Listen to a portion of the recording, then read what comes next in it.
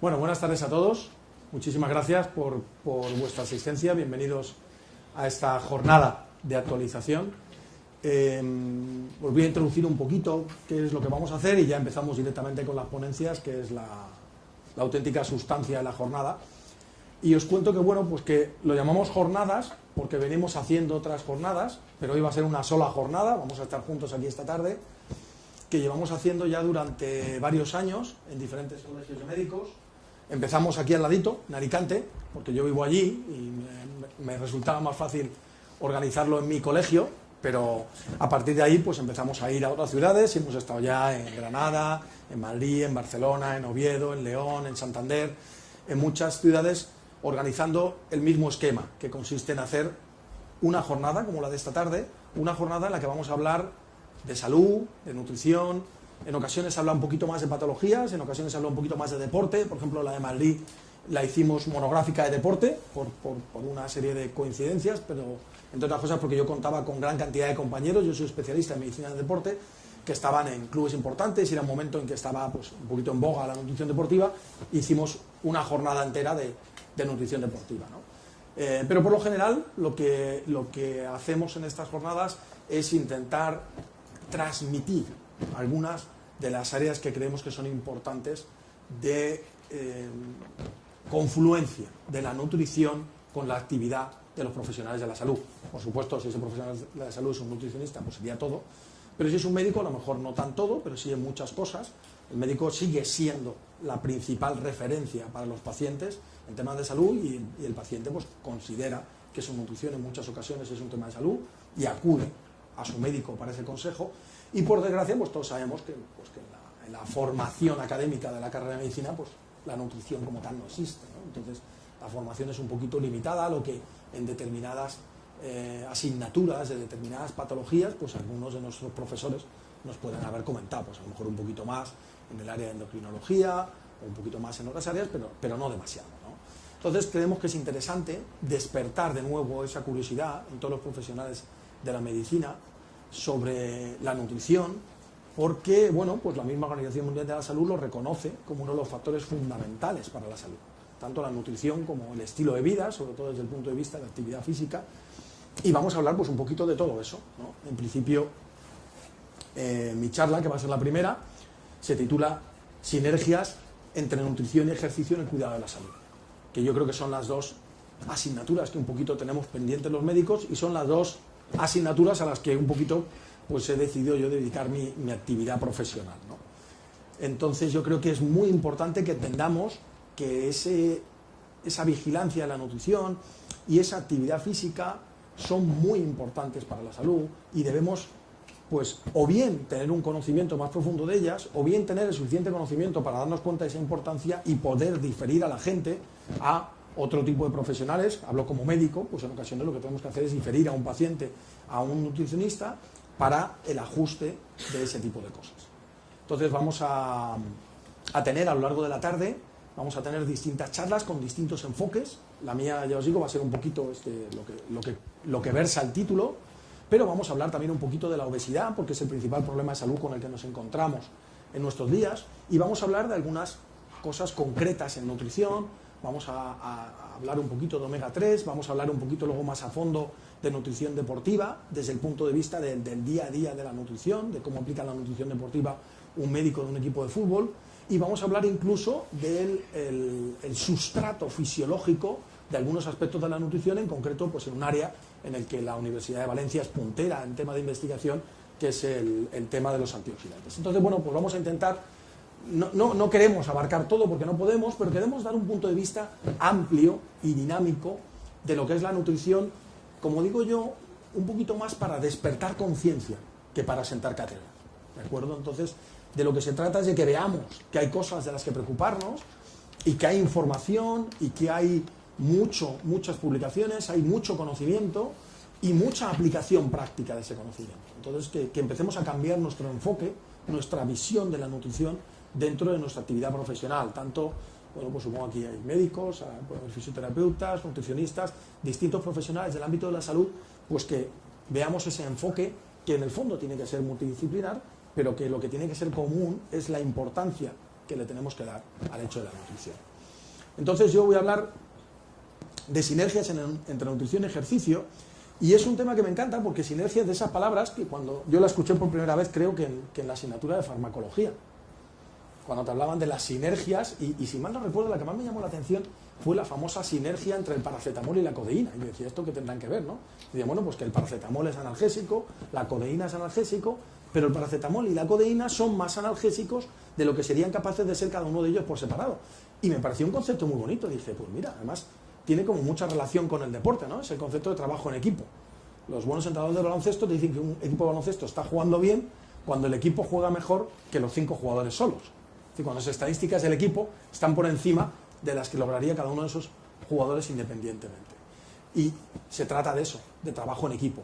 Entonces hay una sinergia muy importante entre la nutrición y el ejercicio, y es eso, es cuando la acción de 2 o más causas, el efecto sumatorio de esas 2 o más causas es superior a la suma de los efectos individuales. La nutrición veremos que tiene un efecto muy importante sobre la salud a todos los niveles, a nivel preventivo, pero incluso a nivel terapéutico. Veremos que el ejercicio, de la misma manera, tiene un efecto muy importante sobre la salud, tanto a nivel preventivo como a nivel terapéutico, pero veremos además que es muy importante que esa nutrición y ese ejercicio vayan de la mano. Y así es como voy a plantear un poquito la charla. Voy a plantear un poquito la charla diciendo, en primer lugar, pues el ejemplo más claro de cómo puede el ejercicio, entre comillas, apoyar a la nutrición, y es el caso de las personas, por ejemplo, que tienen sobrepeso. Es un caso obvio en el cual ese trabajo conjunto pues va a ser muy claro, y luego hablaré un poquito de cómo la nutrición puede apoyar al ejercicio, hablando un poquito de nutrición deportiva. Y para empezar, lo que os decía, ya la Organización Mundial de la Salud, ya en el 2004, estableció una estrategia mundial. Este documento es accesible a través de la página de la Organización Mundial de la Salud, sobre el régimen alimentario, actividad física y salud, como estableciendo en las sociedades desarrolladas, donde no hay deficiencias, el problema es cómo comemos y el estilo de vida que llevamos. Entonces tenemos que poner mucha atención a esas 2 cosas, ¿no? Y en las sociedades desarrolladas sacó este documento porque se dio cuenta la Organización Mundial de la Salud que mientras ellos estaban preocupándose del hambre o de la falta de agua o de las epidemias que podían aparecer en otras áreas del planeta en las cuales el nivel de desarrollo era algo inferior, en esa teórica parte del mundo desarrollada se estaba desarrollando también una epidemia que era la epidemia de la obesidad. Y no ha dejado de crecer en los últimos años. Es más, no solo no ha dejado de crecer, sino que sigue creciendo igual o más rápido, que es una cosa que a veces discutimos con los epidemiólogos, ¿no? Los ritmos de crecimiento.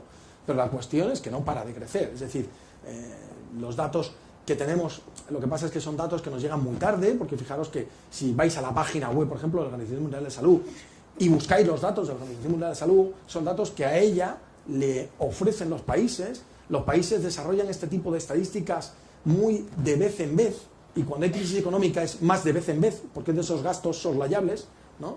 El darme cuenta de que no estoy bien es una cosa que casi políticamente no es interesante en situaciones de crisis, ¿no?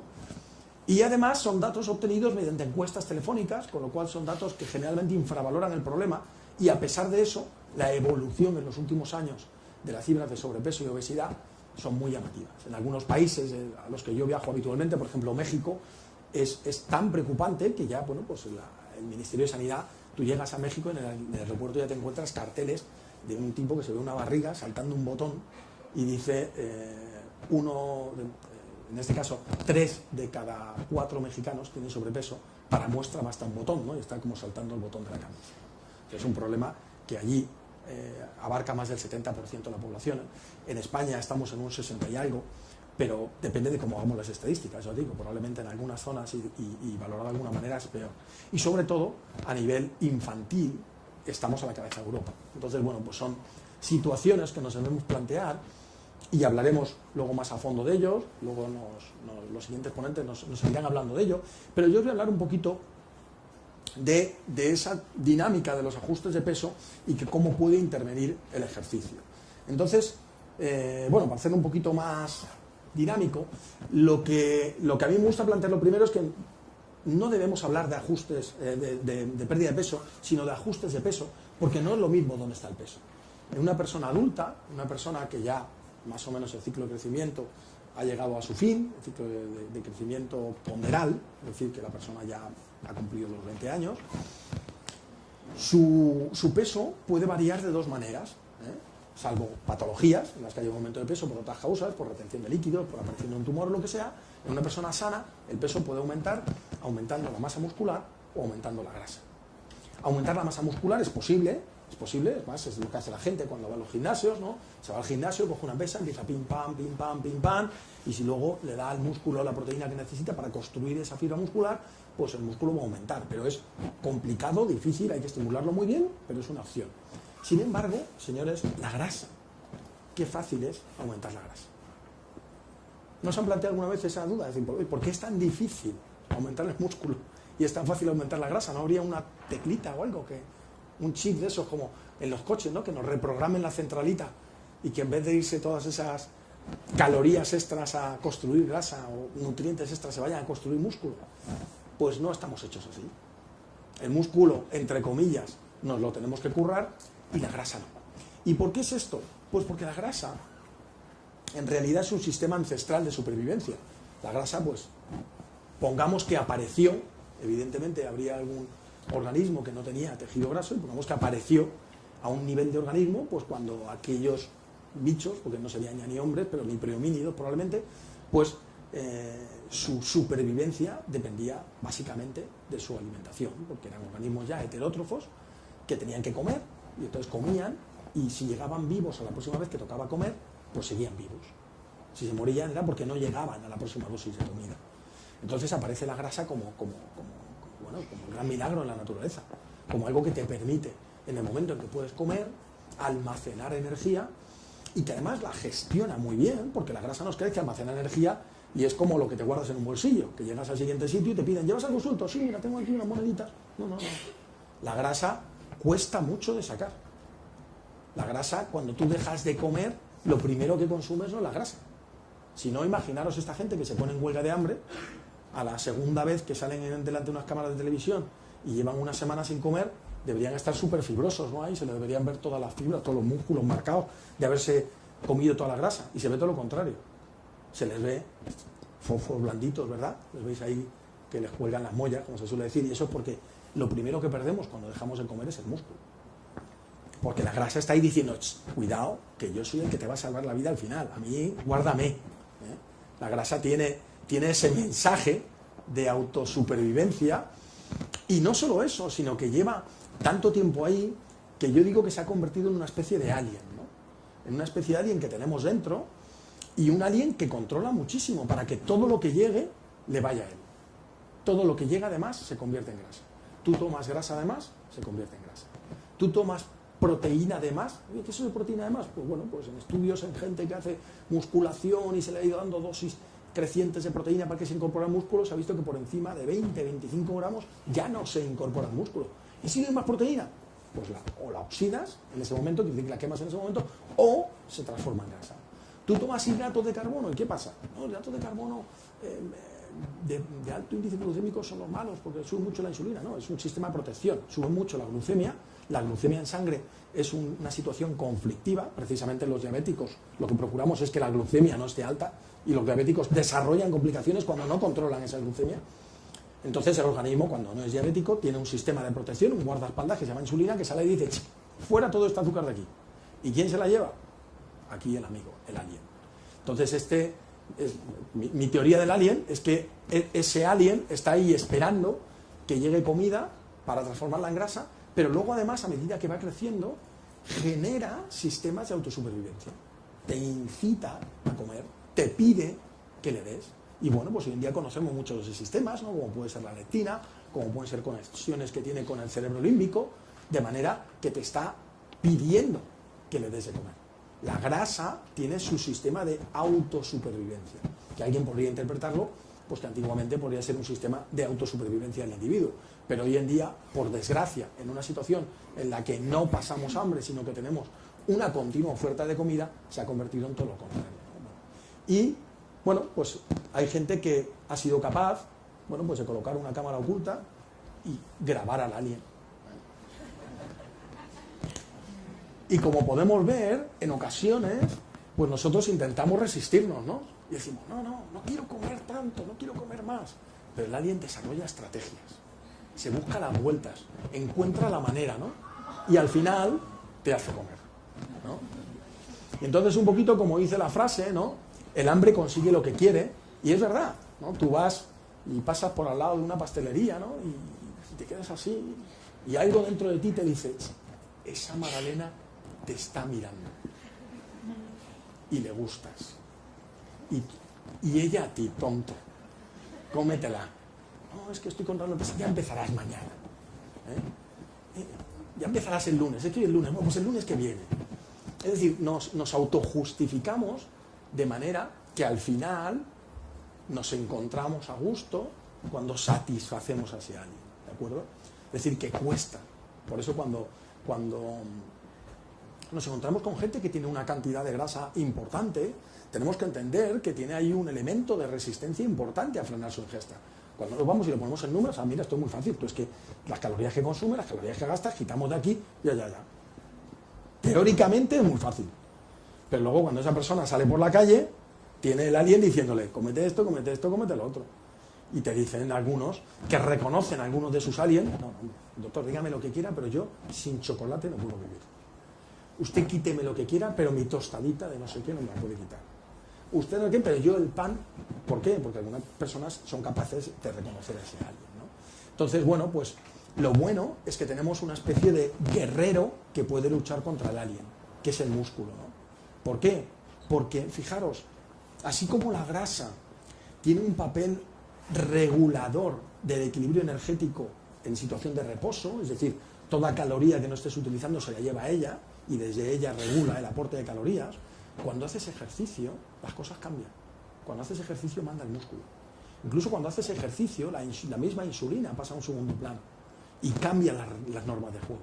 Entonces el ejercicio es un poquito como cambiar el orden. Cuando hacemos ejercicio le estamos dando más importancia al músculo y le estamos quitando importancia a esa grasa, ¿no? Y de alguna manera podemos hablar de que ese músculo lucha contra la grasa en el sentido de que la actividad física, de que el ejercicio genera muchas adaptaciones que nos previenen de todos esos problemas del sobrepeso y de la obesidad. Entonces, normalmente, cuando ahora llega ya la operación bikini, todo el mundo tiene dietas maravillosas para perder peso, los kioscos se transforman, es como lo de los transformers de los coches, y se abren de par en par, llenos de revistas, ¿no? Que nos cuentan la dieta de no sé qué, la dieta de no sé cuánto, y al final el 90% de ellos se basan en dos sistemas muy sencillos, en el vaciamiento del glucógeno y en la deshidratación. Si tú no bebes en un organismo que está compuesto en un 60% de agua, o tú dejas de comer hidratos de carbono en un organismo que tiene una reserva de hidratos de carbono relativamente importante y que además se conservan hidratados, es decir, que si tú vacías la reserva también vacías todo ese agua que está con los hidratos, tú tienes una manera muy sencilla de perder peso muy rápido. Pero es una pérdida de peso falsa, porque tú no estás eliminando componente graso. Tú estás haciendo una pérdida de peso temporal, tarde o temprano, y cuanto antes mejor, deberías recuperar tu correcta hidratación o deberías recuperar tus reservas de hidratos de carbono, sobre todo si quieres hacer ejercicio, ¿de acuerdo? Entonces, a pesar de eso, funciona. A corto plazo, o mirando la báscula, tú dejas de tomar hidratos de carbono o tú dejas de beber, y más si haces las dos cosas, si dejas de tomar hidratos de carbono y disminuyes mucho tu hidratación, y tú vas a perder peso. Y entonces, claro, tú mirando la báscula te quedas tan contento porque pierdes peso. Pero si tú te haces un correcto estudio de composición corporal, verás que tu masa grasa no está disminuyendo. Entonces no estás obteniendo los objetivos que de verdad teníamos, ¿no? Pero bueno, ya os digo que se hablará un poquito más de esto. Entonces, frente a esos atajos, la realidad es que cuando tú pierdes peso, pierdes tejido graso y tejido muscular. ¿Y cómo podemos modificar esto? Bueno, pues fijaros, sabemos que cuanto más brusca es la pérdida de peso, cuando yo de repente dejo de comer de golpe, voy a perder más tejido muscular. ¿Por qué? Porque el organismo levanta el cartel de la crisis y dice, señores, no hay nutrientes, no hay de nada, señores, hay que ahorrar, baja el metabolismo basal, vas a perder menos peso, vamos a ahorrar la grasa, esto es como el corralito en Argentina, las reservas ni tocarlas, porque no sabemos lo que puede durar esto, y vamos a eliminar a la parte de mi organismo que más energía me consume. Y la masa muscular consume muchísima más energía, una célula muscular, que una célula de tejido graso. Entonces yo voy a eliminar las células de músculo porque además como no me muevo, no las necesito, voy a eliminarlas porque me gastan mucho más. luego voy a perder mucho más tejido muscular si de repente dejo de comer. Si además no hago ejercicio, precisamente porque no voy a utilizarlo, voy a considerarlo más absurdo el tenerlo ahí, no voy a tener un estímulo de fabricación, todos los tejidos del organismo tienen lo que llamamos un turnover, es decir, todos los tejidos del organismo no son estáticos, se están continuamente renovando, y claro, la parte de destrucción y de fabricación son iguales, pues nosotros no apreciamos cambio, porque el tejido más o menos se mantiene. Pero si aumentamos o disminuimos uno de los dos lados, cambia el equilibrio. Si yo hago ejercicio y hago mucho ejercicio, ¿qué consigo? Un turnover positivo, yo aumento mi masa muscular. Pero si yo de repente quito nutrientes y además dejo de hacer ejercicio, con lo cual creo un ambiente un poquito que podríamos llamar cortisolémico, y al mismo tiempo no hago ejercicio, aumento el catabolismo, disminuyo el anabolismo, luego el turnover se va al revés, yo pierdo más masa muscular. De la misma manera, por una cuestión de actividad por productos, que ocurre en todas las reacciones químicas, cuanto menos materia prima tengo para hacer nuevos músculos, más freno ese anabolismo y más estimulo el catabolismo, porque al no recibir proteínas por otras fuentes, mi organismo, cuando necesita proteínas, las va a obtener de mis propios músculos, porque el organismo no tiene reservas de proteínas, o como dirían algunos, no, la reserva de proteínas es el músculo. Bueno, pues te tienes que autocomer a ti mismo esos músculos para obtener esos aminoácidos. Con lo cual, si intentamos frenar todo esto, es decir, hacer una pérdida de peso programada, valorándola a largo plazo, un cambio de estilo de vida, con ejercicio. Y aquí hay un detalle que hay que cambiar, y es que casi siempre nos han dicho que el ejercicio de salud es ejercicio de baja intensidad, todo lo contrario. Cuanto más estamos estudiando la relación de la intensidad con los efectos que tiene el ejercicio para la salud, estamos descubriendo que cuanta más intensidad, mejor. Y alguien me dirá, bueno, pero es que la intensidad también es un factor que se puede asociar al riesgo. Bueno, en determinadas patologías, en determinadas situaciones sí, por eso en determinadas situaciones ese ejercicio tiene que estar prescrito por un profesional. Pero en general, entender que no es verdad eso de que el ejercicio de salud es un ejercicio de ligero a moderado. El ejercicio es tanta más salud cuanto más intenso. Porque en realidad lo que es salud es el grado de adaptación que consiga. Y el grado de adaptación va a depender directamente de la intensidad del ejercicio. Y con una dieta ajustada en proteínas, con una dieta que me dé las proteínas que necesito para ese anabolismo, esa va a ser la situación que me va a hacer perder el mínimo tejido muscular y por lo tanto relativamente el máximo tejido graso. Y eso ya hace mucho tiempo que se ha constatado en muchos digamos papers, en muchos artículos a través de muchos datos, y en algunas de las revisiones importantes pues ya te lo dicen los grandes popes, ¿no?, de la fisiología de ejercicio, ¿no?, que el añadir programas de ejercicio a el control de calorías promueve cambios mucho más favorables en la composición corporal que solo la dieta o solo el ejercicio, concepto de sinergia. Y además que la proteína tiene es un factor muy importante para el mantenimiento de la masa libre de grasa, de lo que me haya mostrado. Por lo tanto, si lo que quiero es bajar de peso perdiendo grasa y manteniendo masa muscular, necesito una dieta adecuada en proteínas, que no es alta, es adecuada. Y hay aquí un fenómeno muy importante, que es el tipo de proteína, la calidad de la proteína y sobre todo el timing, el momento en el que ingerimos esa proteína. Y asociar ejercicio a actividad física. Por lo tanto, el ejercicio puede ser de gran ayuda para esa persona que tiene que perder peso y dice, voy a ponerme a ello, ¿no? A ese tipo de personas, si les ponemos a hacer ejercicio, sabemos que vamos a facilitar la utilización de grasa, sobre todo la grasa abdominal, que es la que es más epidemiológicamente peligrosa para la salud. Va a mejorar otra serie de factores, por ejemplo, todo el desarrollo de las intolerancias a la glucosa, que tiene mucha relación con la disminución y el mal funcionamiento de los famosos receptores GLUT4, que en cuanto a cantidad, la mayor cantidad de receptores GLUT4 se encuentran en las células musculares, va a aumentar el metabolismo basal al aumentar la masa muscular y además, desde el punto de vista psicológico, va a mejorar la adherencia a programas. Incluso, aunque una persona que se pusiera a hacer ejercicio no estuviera controlando bien la dieta y no estuviera perdiendo peso, el nivel de riesgo de todas las enfermedades asociadas a sobrepeso disminuye muchísimo por el mero hecho de hacer ejercicio. Por lo tanto, si tenemos a esa persona que está un poquito en sobrepeso y queremos ponerla en marcha, no dudemos en lanzarla a hacer ejercicio. Obviamente, desde una piscina así nos apartamos primero a un lado, porque va a salir un tsunami de ahí que no quiero ni pensar. Y frente a las dietas milagrosas que nos ofrecen ese milagro, ¿no?, de rápidamente perder mucho peso y que se basan a veces en reglas un poquito esotéricas o en brujería, lo que se conocen generalmente como dietas mágicas, vamos a ofrecer el milagro de la ciencia, que es dieta saludable, dieta equilibrada, más ejercicio. ¿Por qué? Porque además es el concepto de dieta en el sentido más helénico de la palabra, más clásico, estilo de vida.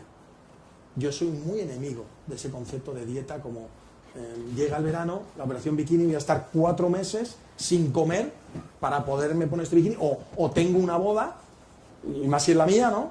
Voy a estar 3 meses sin comer para poderme poner este traje y luego ya da igual, ¿no? Luego ya que sea lo que Dios quiera, ¿no? Porque eso además va generando fenómenos rebote, en esas pérdidas de peso, como decíamos, hay una gran pérdida de masa muscular, pero luego cuando recuperas el peso, por desgracia, no recuperas lo que habías perdido, no recuperas esa masa muscular. Generalmente has perdido músculo y grasa y recuperas solo grasa. Con lo cual el alien va creciendo dentro de ti, y se va haciendo más dueño de ti y te impide ser, como diría Madiba, ¿no?, el capitán de tu alma y el dueño de tu destino. Se convierte en tu jefe, ¿no? Sin embargo, cuando cambiamos el estilo de vida y vamos al revés, lo que estamos haciendo es transformar la manera de abordar la alimentación, de abordar el ejercicio de esas personas, crear un hábito mucho más saludable, que es para siempre, que además es heredable.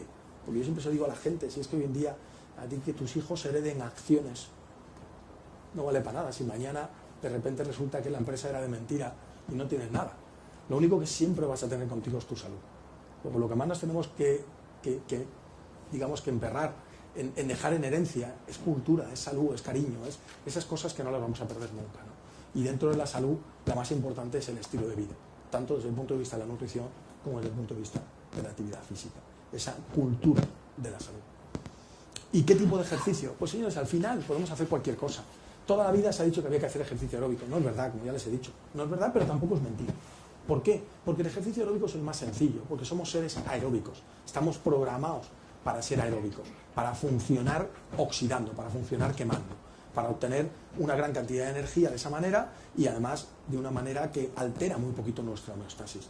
Nuestros otros sistemas energéticos, nuestras otras maneras de obtener energía acaban alterando nuestra homeostasis. ¿Eso quiere decir que no podemos utilizarla? Sí, pero en un plazo corto de tiempo. A la larga somos aeróbicos. Por lo tanto, no está mal hacer ejercicio aeróbico. Va a aumentar el gasto calórico, va a ser mucho más tolerable y va a favorecer la movilización de las grasas.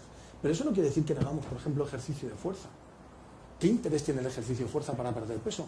Pues fundamentalmente mantener esa masa muscular. Y además el ejercicio de fuerza, depende de cómo lo diseñes, puede gastar muchas calorías.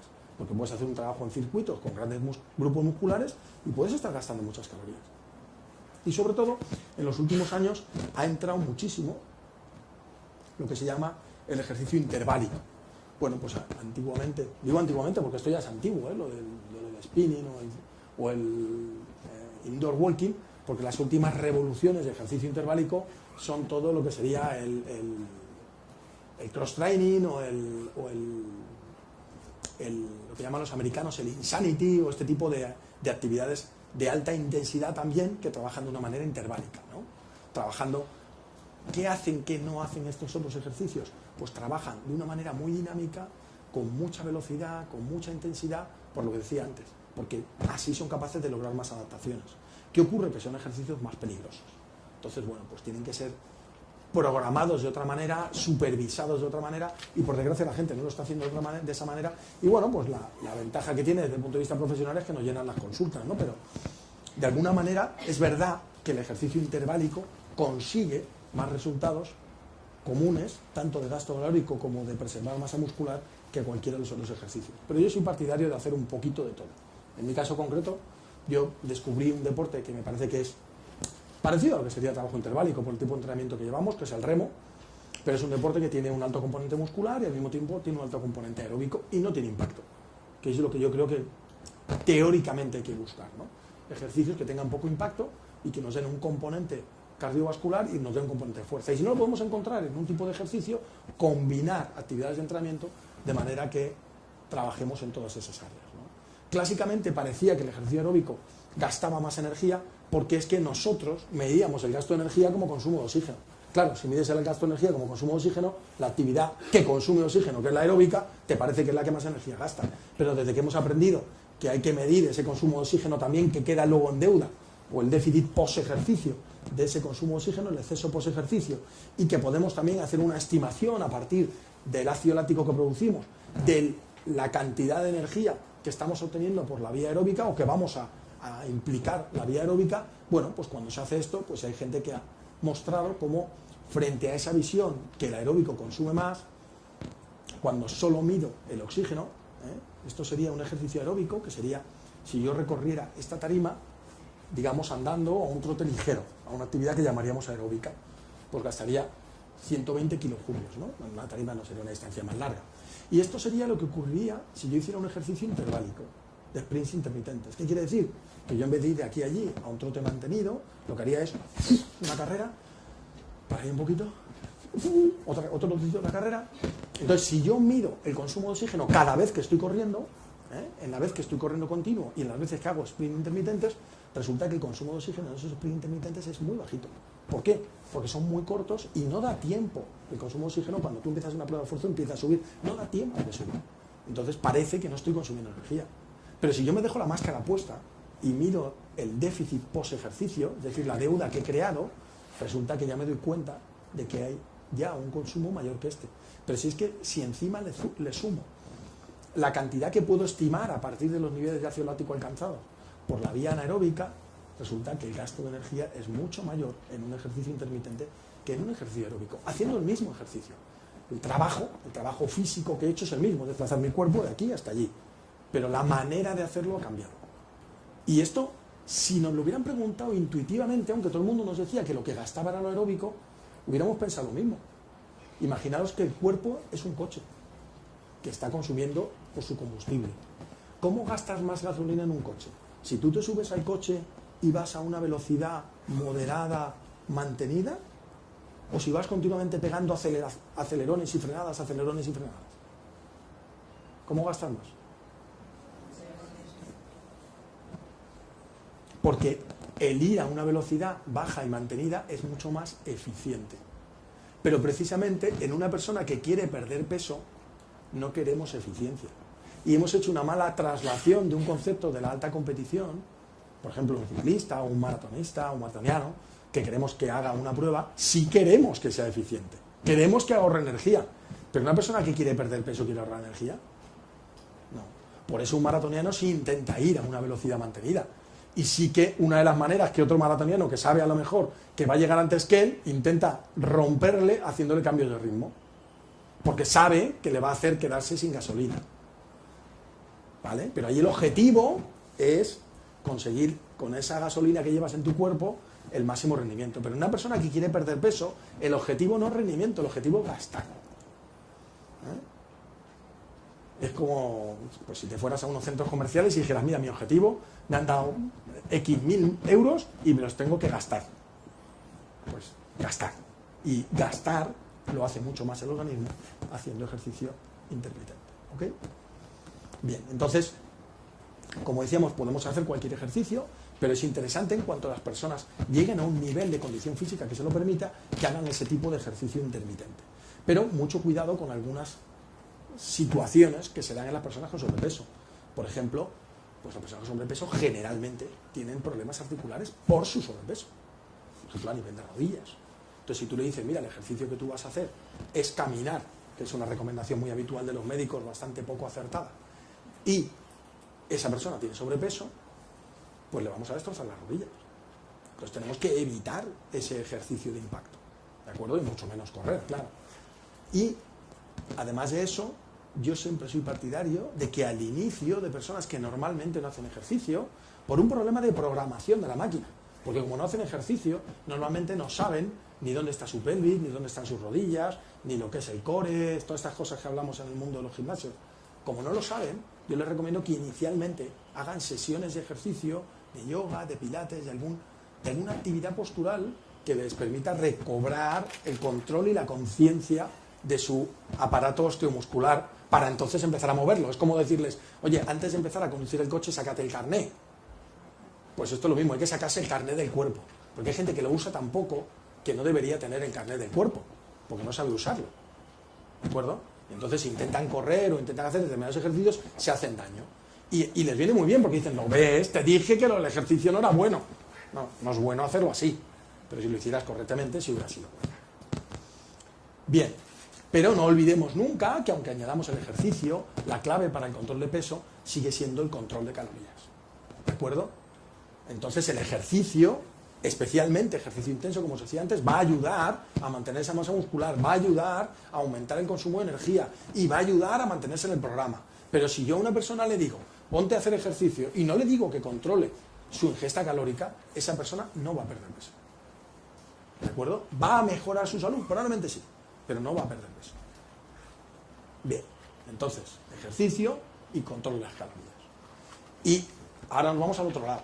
¿Cómo puede la nutrición ayudar al ejercicio? Bueno, pues en principio simplemente manteniendo la salud del individuo, es decir, haciendo que ese deportista tenga todos los nutrientes que necesita, que tenga toda la energía que necesita, que evite problemas por defecto. El problema más habitual nutricional en deportistas, sobre todo deportistas del sexo femenino, es la anemia. ¿Por qué? Pues porque es un nutriente que es escaso en la naturaleza, que además se absorbe de una manera, digamos, limitada y además heterogénea, es decir, no todo el mundo absorbe la misma cantidad de hierro, que además va asociado en su metabolismo a otros dos nutrientes como son la vitamina B12 y el ácido fólico, que también tienen una absorción muy variable de unas personas a otras, y por lo tanto pues es fácil que se desarrollen déficits nutricionales cuando la persona intenta llevar un régimen bajo en calorías simplemente restringiendo la cantidad de comida. Sobre todo en los tiempos actuales en los que la comida cada día es más pobre en nutrientes y es más monótona. Entonces eso es relativamente habitual. Pero luego también es muy importante para un deportista mantener el correcto peso, composición corporal. Yo estaba en algunos equipos en los que se multaba a los jugadores si pasaban por encima de un sumatorio. La manera que lo hacíamos era medíamos una serie de pliegues grasos y si un jugador pasaba por encima de un número, se le ponía una multa. Se funciona así a veces en los equipos profesionales, ¿no? El deportista profesional entiende argumentos de mucho tipo, pero el que mejor entiende es el económico. Dices, hay que venir a tal hora porque hay que sacarse sangre, ¿vale, doctor? Entonces entre las 9 y las 10, no, a las 9. Bueno, vale, ya llegaré, no. A las 9 empieza la hora de multas. Todo el mundo a las 9. Si la hora de multas empieza a las 9 y media, la gente empieza a llegar a las 25. Entonces, parece que la hora de multas es algo como importante, ¿no? Entonces, en algunos equipos que los entrenadores dicen, no, a mí esto del peso no es opcional.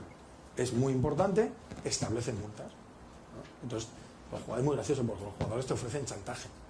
Cuando saben que no van a estar, te dicen, no me tiras, ponme lo de la otra vez, y luego te invito a comer, ¿no? Y ese tipo de anécdotas curiosas, pero bueno, que saben que no se están cuidando y ellos saben que cuando les miras lo vas a detectar, ¿no? Entonces es importante para un deportista. Hay deportistas que no les cuesta nada, pero hay deportistas que les cuesta mucho mantener su peso. Probablemente porque en unos el alien es más poderoso que en otros, pero es lo que hay, ¿no? Pero sobre todo, lo que voy a hablar un poquito, porque ya voy a ir rápido, es de un concepto, digamos, que ha revolucionado la nutrición deportiva en los últimos años, que yo apliqué mucho en mi época como médico de estudiantes de baloncesto, y que a raíz de aplicar mucho ese concepto, pues me acabé ganando un sobrenombre en el mundo del baloncesto, que era el del doctor Batido. Me llamaban el doctor Batido. ¿Por qué? Pues porque la recuperación después del ejercicio es un tema que normalmente no se ha vigilado lo suficiente, ¿no? Y bueno, todos sabemos que el ejercicio aumenta las necesidades de nutrientes, que aunque hay gente que dice que como el deportista ya come más, va a tener más de todo, pero hay, bueno, pues muchas publicaciones que muestran que no, y muchas actividades clínicas. Yo recuerdo que el curso de este tipo, la jornada que hicimos en Barcelona, invité a la doctora que está en el CAR de Sant Cugat, responsable de la nutrición de deportistas, y ella hace una valoración, digamos, como muy fina de la valoración de cada deportista, y ella me decía, Julián, lo normal es que encontremos algún déficit en todos, porque hoy en día casi todos tienen un déficit de una vitamina, de un grupo de vitaminas, de tal y de cual, y tenemos que corregir y al final tenemos prácticamente que suplementar a todos, ¿no? Pero bueno, la cuestión es que independientemente de eso, los deportistas siguen entrenando duro. ¿Por qué? Porque los deportistas cada día la exigencia es mayor, porque el deporte se ha convertido en una élite y llegar a esa élite es el deseo de todos. Todos quieren estar ahí y todos quieren ganar, claro. Todos los que están ahí además quieren ganar. Y lo que no quiere ninguno de ellos es pues tener que retirarse de un partido, no poder acabar una prueba o que los resultados de la prueba no estén de acuerdo con el esfuerzo que has hecho para entrenarla, ¿no? Y Yo le suelo preguntar a mis alumnos de educación física, suelo seguir poniendo estas dos fotos porque para mí es un caso muy llamativo de ello. ¿Dónde está la diferencia entre estos dos tipos, no? No sé si saben quiénes son. Este es Usain Bolt, es el récord mundial de 100 metros, bueno, el 200 también, pero básicamente el hombre más rápido del mundo. El récord mundial de 100 metros y batió ese récord en un campeonato del mundo en el que se enfrentó a este señor, que es Tyson Gay, que aparte de tener mala suerte con el apellido y aparte de que le pillaron con el carrito del helado unos años después, y está ahora en el dique seco, en aquel momento era el mejor velocista americano y estaba en su mejor momento.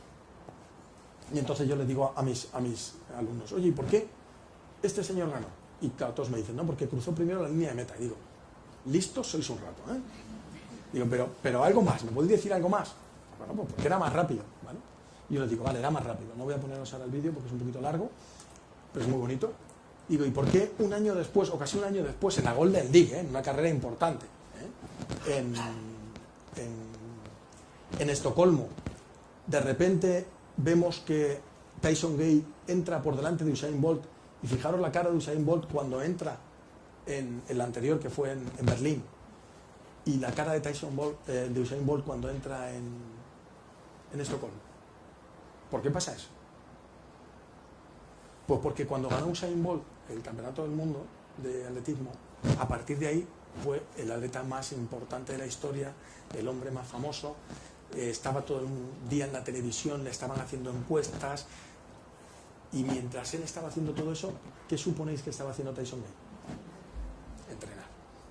Y señores, el mayor determinante al rendimiento de la competición, la razón por la que este chico sigue haciendo lo que hace y nos sorprende a todos, es el rendimiento en el entrenamiento. La razón es por cómo entrena. Yo digo a la gente que lo impresionante de este chaval es cómo es capaz de entrenar, que da miedo bien entrenar. Hay gente que me dice que no, sobre todo alguna señorita me dice que miedo no le da. Pero, ¿me entendéis el concepto, no?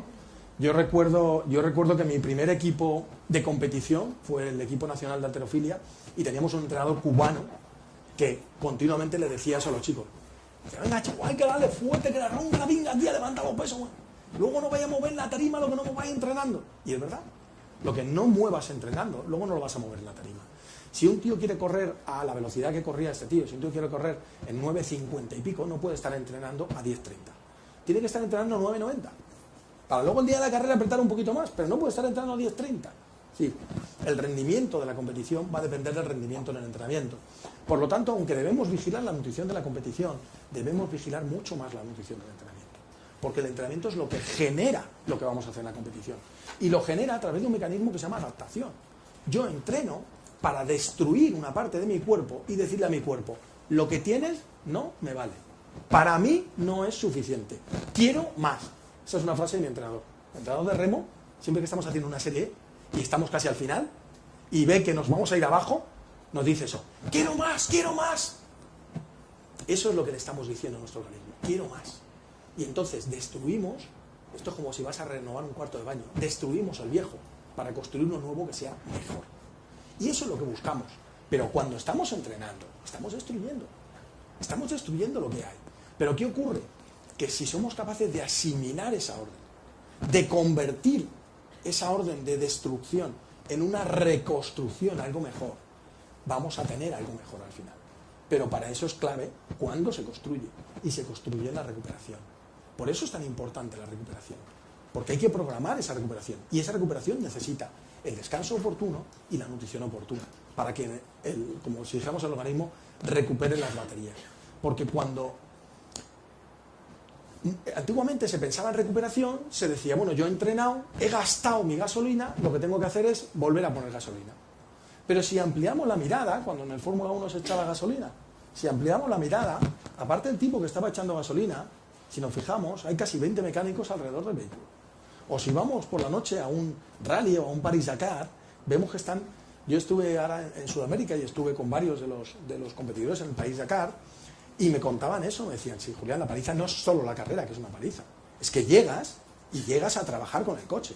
Y bueno, los mecánicos trabajan toda la noche, a ti te dejan dormir un ratito, pero tienes que explicarles lo que te ha pasado, dónde te ha fallado, qué ha habido, no sé qué, y tú en realidad acabas tu jornada a las 12 de la noche y vas a salir a las 5 de la mañana. Entonces, eso es una realidad también con nuestro cuerpo. Pero claro, cuando uno hace ejercicio una vez a la semana, luego puede tener todo el día el coche, una semana en el taller. Pero si tú entrenas todos los días, como no hagas bien ese trabajo de recuperación, al día siguiente el coche va a fallar un poquito más, y al día siguiente un poquito más, y al día siguiente un poquito más. Y eso en deportistas de cierto nivel se acaba traduciendo o en una lesión, que es un mecanismo de escape del organismo para salir de ese bucle, o en una fatiga crónica, que es peor todavía, porque cuando queremos revertirla es bastante complicado. Y para eso es importante que entendamos lo que pasa, que entendamos que el organismo necesita nutrientes en ese momento, justo cuando está entrenando, justo cuando acaba de entrenar. ¿Por qué? Porque en ese momento el organismo produce una serie de señales celulares que empezamos a conocer, ¿no? Esto lo voy a pasar rápido porque es interesante, pero bueno, es una de esas señales celulares, la PGC1-alfa, muy relacionada con el depósito de glucógeno, pero otro montón de señales celulares de las cuales, bueno, pues ahora mismo ya se definen alrededor del principal mediador es el AMP cíclico, pero son todos los sistemas de TORC, y que, bueno, pues unos están relacionados con la gluconeogénesis, otros están relacionados con el metabolismo proteico, otros están relacionados con mecanismos transcripcionales, otros están relacionados con otras regulaciones del metabolismo hacia el metabolismo de las grasas o metabolismo de los hidratos de carbono, etcétera, etcétera. Todo eso, según hago yo ejercicio, se pone en marcha y modifica el organismo. Y genera un nuevo organismo sobre lo que he destruido. Pero claro, para hacer ese nuevo organismo necesito tener los nutrientes. Y eso es lo que llamamos ventana metabólica. Hay un momento en el que es lo idóneo para tener esos nutrientes. Claro, si esos nutrientes además no se almacenan en el organismo, como pasa con las proteínas y algunos otros micronutrientes, es importante que lleguen en ese momento. Y ya hay muchos trabajos que muestran esto, ¿no? En ejercicios, en cuanto al glucógeno, también es muy importante que lo empecemos a reinar lo antes posible. Pero en cuanto al recambio proteico, ya desde el siglo pasado, como digo yo, por eso pongo este trabajo, porque es el primero de muchos trabajos que hay hechos midiendo el FSR, que es la síntesis de músculo. Este es el 99 todavía, y comparan la actividad de síntesis proteica, de destrucción proteica y el balance neto, que es lo que me interesa, cuando yo a un deportista que hace un trabajo intenso de fuerza le doy o bien un placebo, que es darle un batido que no tiene nada, pero no lo sabe, o un batido en el que tengo proteína, o bien aminoácidos, una mezcla no, digamos, estándar de aminoácidos, o una mezcla de aminoácidos como de mayor calidad, con más cantidad de aminoácidos esenciales. ¿Qué ocurre? Pues que la síntesis proteica es más alta, que la destrucción proteica es menor, y esto va a ser todavía mucho menor cuando ese batido de proteínas le asocio hidratos de carbono, porque en el ejercicio no tiene importancia la respuesta insulínica, pero en el post-ejercicio la respuesta insulínica es una de las claves para frenar el catabolismo. Entonces, ¿qué hago? Si aumento la síntesis y disminuyo en la destrucción, ¿qué ocurre? Que ese ejercicio muy duro, que en una persona que no toma nada sería un ejercicio con un balance neto negativo, es decir, un ejercicio catabólico, en un deportista que hace la nutrición post-ejercicio correcta, se convierte en un ejercicio anabólico, en un ejercicio que se asimila, en un ejercicio que produce una adaptación y que le va a permitir entrenar incluso mejor al día siguiente. Y bueno, pues hay muchos ejemplos de estos, pero sintetizando, resumiríamos que cuando el ejercicio es muy de fuerza, vamos a necesitar sobre todo proteína, y cuando el ejercicio es muy de resistencia, bueno, esto es una triatleta mía, no la veis la cara, pero es una chica muy guapa, cuando el ejercicio es muy de resistencia, vamos a necesitar más gasolina, pero siempre vamos a necesitar un aporte de proteínas. Es decir, siempre vamos a necesitar un complejo de carbohidratos y proteínas después del ejercicio. Y bueno, estamos en la fase esa en lo que lo vamos afinando, ¿no? También le vamos añadiendo otra serie de micronutrientes, pero prefiero por lo menos dejar ese concepto claro, que después del ejercicio necesito lo antes posible un aporte de hidratos de carbono y proteínas, ¿no? Y bueno, se decía que hay muchos trabajos ya que hablan de esto y que muestran esto, como la actividad al día siguiente es mucho mayor, el rendimiento al día siguiente, cuando he hecho esa recuperación con hidratos de carbono y proteínas, que cuando solo la he hecho con hidratos de carbono, que era el concepto más clásico, y que esto ocurre prácticamente en todos los sujetos, ¿no? Siempre hay algún outlier.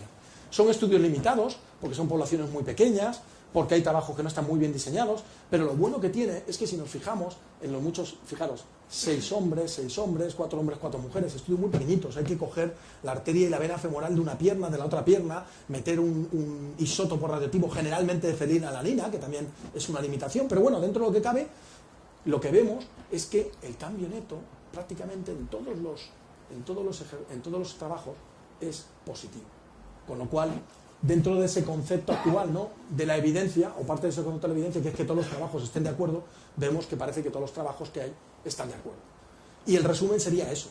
¿Qué tengo que hacer desde el punto de vista de nutrición deportiva? Pues lo más importante, el batido de recuperación, que por eso me llaman a mí el doctor batido, ¿no? Una asociación de hidratos de carbono con proteína. Más proteína cuando el ejercicio es más de fuerza, más hidratos de carbono cuando el ejercicio es más de resistencia. Y luego, bueno, pues si en la charla que nos dé Juan entra un poquito más en ello, y si no, cuando acabemos, queréis que comentemos un poquito más en la discusión, podemos intentar puntualizar un poquito más en esas cantidades. Y luego, lo más importante es una buena hidratación y un buen aporte a través de la dieta de todos los nutrientes que vamos a necesitar. ¿De acuerdo? Y para eso consideramos que los suplementos son herramientas más que útiles, ¿no? Porque me permiten llegar con ellos a donde yo necesite, ¿no? Llego a donde yo quiera, cuando yo quiera y como yo quiero. Pero tengo que entender que no son mágicos, no hay que entender el suplemento como algo que me voy a tomar y me va a convertir en Superman, ¿no?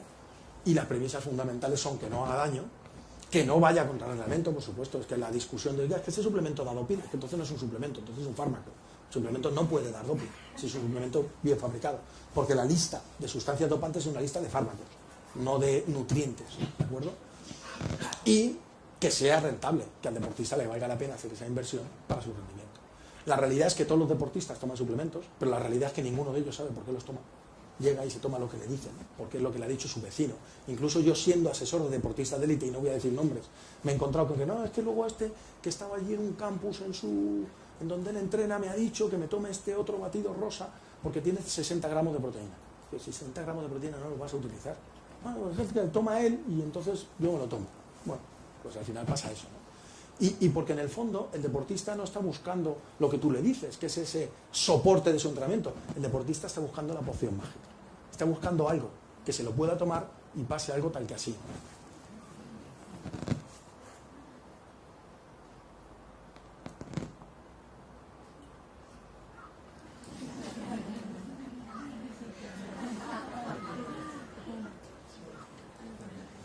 Bueno, la cara que se le queda al gato. Y bien, pues la mala noticia es que no existe la poción mágica, ¿eh? Bueno, existe la poción mágica, pero como sabéis, en un cómic, curiosamente francés, que es la primera referencia histórica que tenemos del doping, los que inventaron el doping fueron los franceses, curiosamente, que el Asterix se lo tomaba y luego encima tenía la desfachatez de irse a los Juegos Olímpicos, claro. Creo que en la última película ya le pillan, ¿no? Y le meten un puro por dopaje, pero bueno, la historia luego se ha contado de otra manera. Pero lo que sí existe es la magia de la ciencia, ¿no? Es decir, todo ese desarrollo e investigación a través tanto de laboratorios como de grandes científicos. Pues yo tengo la suerte de trabajar con un premio Nobel que se ha convertido en un enamorado del ejercicio, ¿no? Y toda la teoría del óxido nítrico, que fue por lo que le dieron el Nobel, pues la está el tío ahora aplicando al ejercicio. Y la verdad es que tiene mucha aplicación en suplementos nutricionales para el ejercicio, ¿no? Y bueno, pues otros que premio Nobel no hemos tenido, pero a algunos les sonará esta sala. Esta es la sala de pruebas de esfuerzo de la Escuela de Medicina del Deporte de Madrid. Ahí haciendo una prueba a un ciclista, pero desde que tenía pelo, pues bueno, pues he seguido ahí trabajando aquí. Este Isaac, un triatleta amigo mío, este no sé si lo conocéis, ahora sin barba, pero es un jugador de básquet con el que he trabajado desde que era un chaval y que bueno, pues ha llegado al final a jugar a la NBA y bueno, y pues ahora estamos echando un poquito una mano a otro equipo de básquet que tampoco le está yendo mal, como es el Gran Canaria, pero que al final, cuando los deportistas les explicas cómo tienen que utilizar esa nutrición y la utilizan, se dan cuenta de que no era una cosa tan secundaria, se dan cuenta de que era una cosa mucho más importante. Con lo cual, al final, pues está claro que los suplementos son útiles y sobre todo desde un punto de vista práctico. Yo ya os digo, explorar 1000 bases científicas, pero lo interesante es eso, que los deportistas se acaban convenciendo y por eso ya os digo que a raíz de que yo empecé a hacer estas cosas del batido de recuperación al acabar los partidos, al acabar los entrenamientos fuertes, me acuerdo que tuve una charla con Pepu, ¿no? Porque me decía, Julián, aquí lo primero cuando acabemos es que hable yo. Y yo le dije, no, si aunque te parezca mentira, yo no quiero hablar. Yo solo quiero que se tomen el batido. Y entonces lo que hicimos fue, teníamos en el vestuario, las botellas nos las daba la Liga CB, y yo, ahí no se ve bien, pero cada una de ellas tiene el número de un jugador. Yo en el descanso les preparaba sus batidos y en este caso subí, esto fue el año que dejé el baloncesto, que en la final de la Liga, en los playoffs, nos tocó la primera eliminatoria contra el Madrid, les eliminamos en el quinto partido en el pabellón Raimundo Saporta, que ahí se acabó el pabellón Raimundo Saporta. Luego nos tocó la siguiente eliminatoria contra el Tau de Nocioni, Scola, Oberto, Calderón, Prigioni, todos esos juntos en el Tau. Les eliminamos también en el quinto partido en Vitoria. Y la final nos tocó contra el Barça, que era justo al lado de donde estaba la sede arbitral, la sede de Árbitros de España, y parece ser que ahí no fuimos capaces de... Ahí perdimos por un poquito. Pero estuvo bien, estuvo bien. Y este era, pues subió Felipe lesionado a que le viera un tobillo y tal y cual, y me aproveché porque no tenía ninguna foto y dije, me voy a haceros una foto de los batidos. Y le hice una foto a lo de los batidos.